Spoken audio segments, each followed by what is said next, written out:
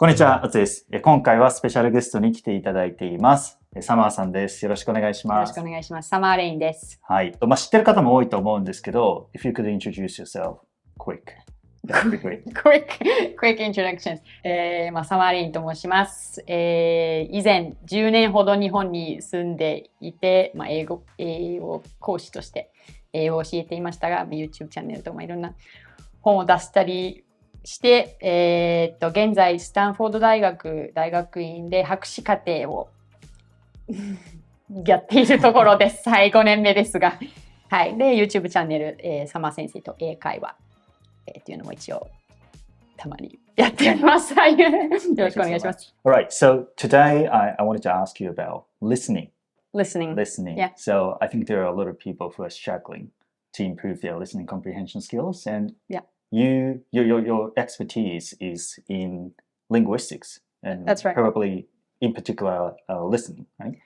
Yes. Yeah, basically. My major is second language acquisition, 第二言語習得. So it just, that's a general sort of field. But within that, I do a lot of research with regards to. And right now you are doing PhD. Yes. And especially around like listening comprehension and stuff. That's part of the PhD. That's part of it. Yeah. Okay. So I want you to share your tips around like how people should be studying for listening. Right. Because a lot of people are struggling, like I said, and there isn't really a one size fits all approach. I think as to how to improve listening. So I want you to share your opinions around like what they should be doing if they want to improve their listening. Right. Of course, it depends on the learner a lot to some degree. It depends what level you're currently at, what your goals are for English, your learning style. Every learner has a unique learning style, and I do coaching, so I experience this every day. But you can use one technique with one learner and use the same exact technique with another learner, and one learner will do very well. And the other, absolutely won't do very well with that same technique. So it depends a lot. Mm-hmm. But generally, Japanese learners are obviously very strongly influenced by katakana English or katakana. And many people think that starts in school when they start learning English, so in middle school. But that's not true. In fact, people are exposed to katakana from the time they're born. And it surrounds you everywhere in Japan. You can walk outside, walk down the street, super, clinic, and taya, everything. So many vocabulary words that you use on an everyday basis in Japanese as a Japanese native speaker are katakana words. They come from foreign words, gairaigo.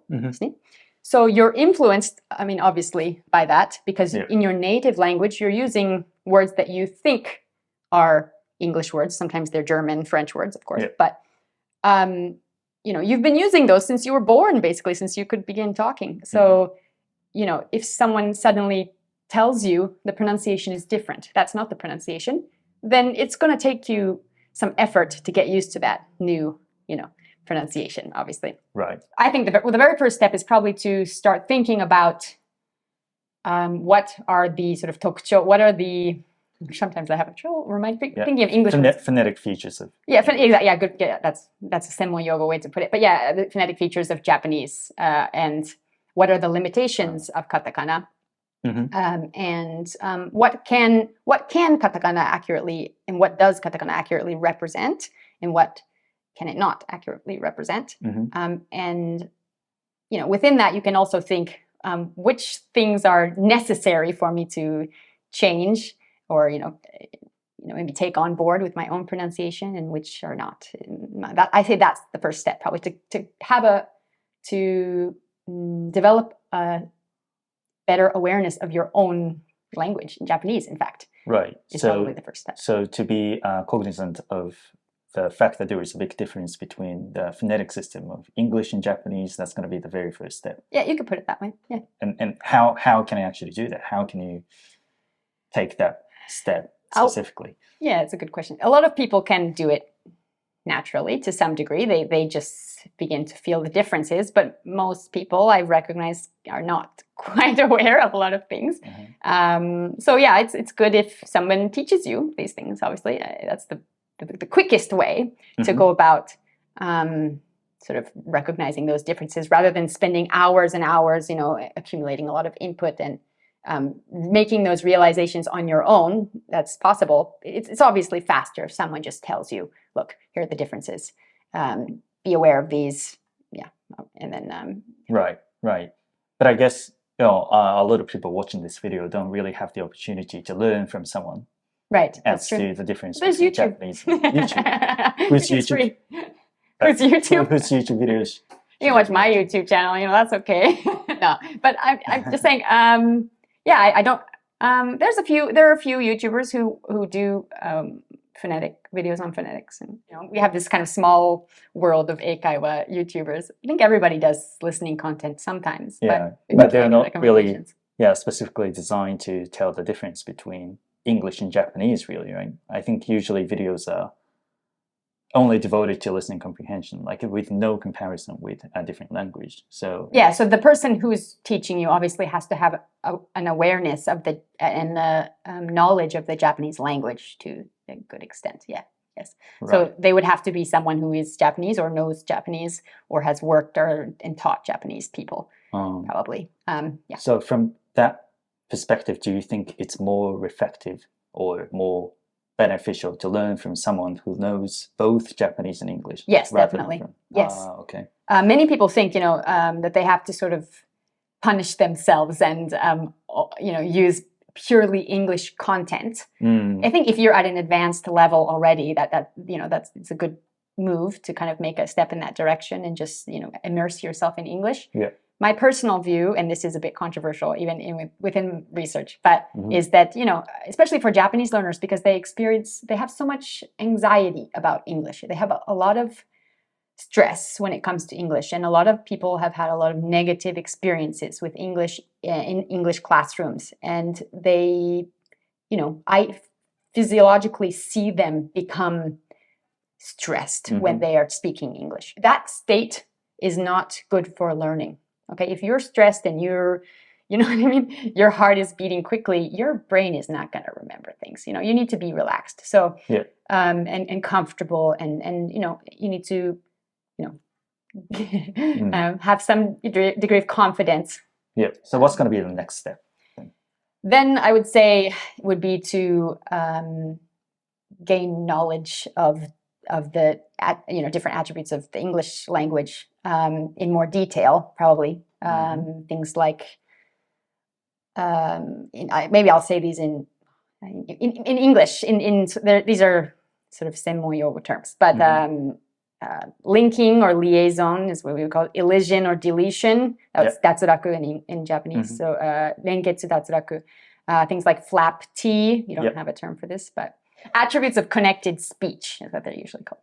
Right. Does that include phonemes, like what you have just talked about? For me, phonemes were like part of the first step. Like part of the first step. Yeah, when you recognize the difference between katakana and English, obviously you should notice that there are different phonemes. Got it. So the first step is to know the IPAs, basically, simply put. Yeah, I guess you could say that. Right. And the second phase is to understand the linking, like deletion, reductions and stuff. These and all the different rules as to like sound changes and stuff.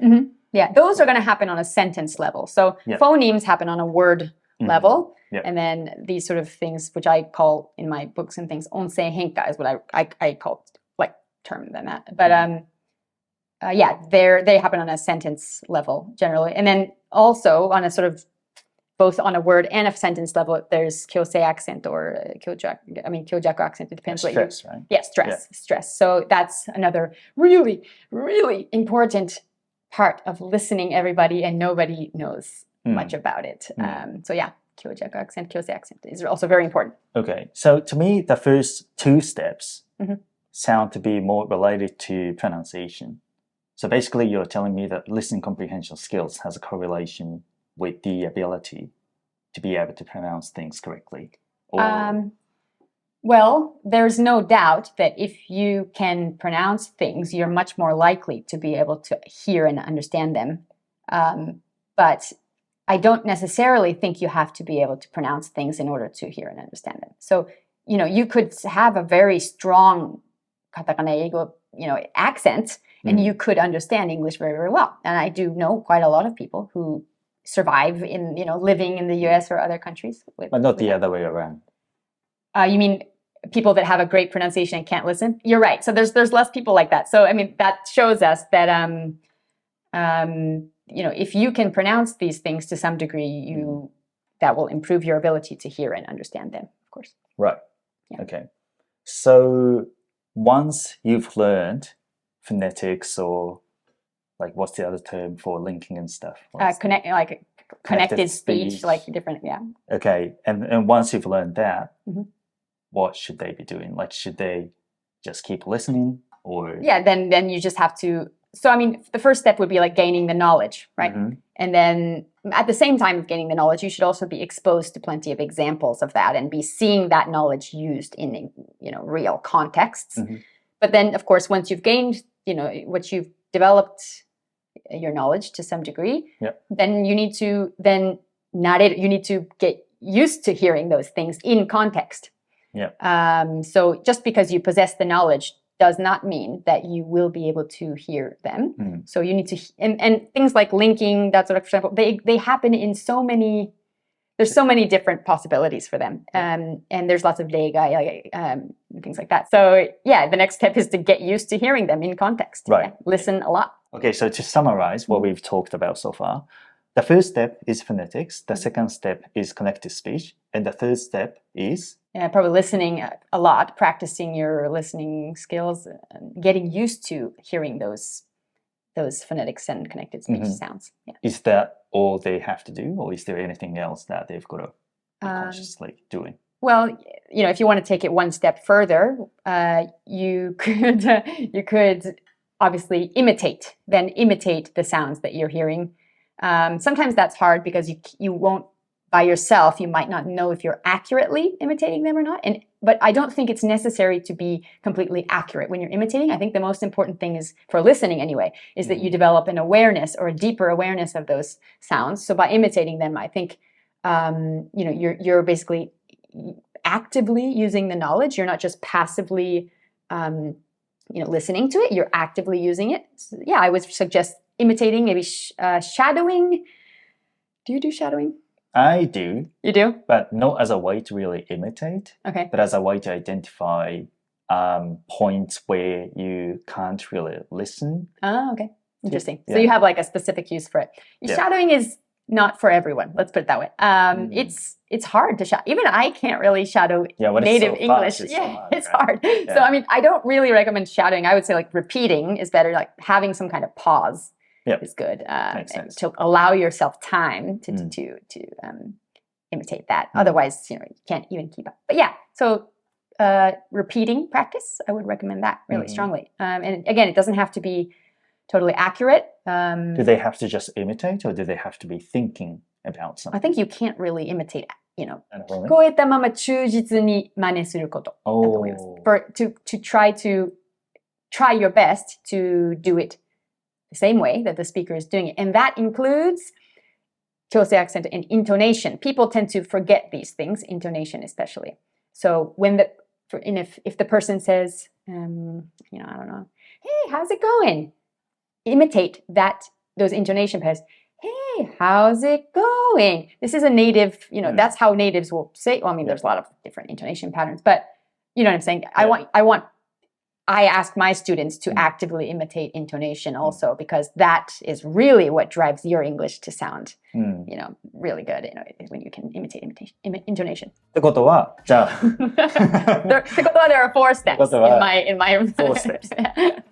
音声学のいわゆるその phonetics, IPO じゃない、IPA. IPO できたら。It's a different thing. That would be great if I could do that. So IPA、でそれから Connected speech で何も考えずに聞き取れるようになる。次は真似して、忠実に真似する。だからナンバー3とナンバー4は結構こうつながってるっていうか、ナンバー3でできるようになったことをそのままナンバー4やればいいってこと。I think so. Yeah. I mean, a lot of people, 多くの人は number 4やらない方が多いんですが。やった方が、そうですね。なるほど。はい。ありがとうございました。こちらこそありがとうございます。ということで今日はリスニングの話をね、いろいろしたんですけど、リスニングといえば発音、もまた関わってきたりとかするので、そう、まあ、どっち結構表裏 Yeah, they're two sides of the same coin. You can't really separate listening and pronunciation, I think. Yeah. はい。で、あとサマー先生は YouTube チャンネルも持ってますし、他にもリスニングのコースとかもそうですね、リスニングセミナーとか、いろいろ、まあ、楽しく、やってる、行ってますので、もしよかったらぜひ、はい、興味ある方は、はい、概要欄に貼っておきます。はい、ということで今日はサマー先生に来ていただきまして、どうもありがとうございました。また次の動画でお会いしましょう。バイバイ。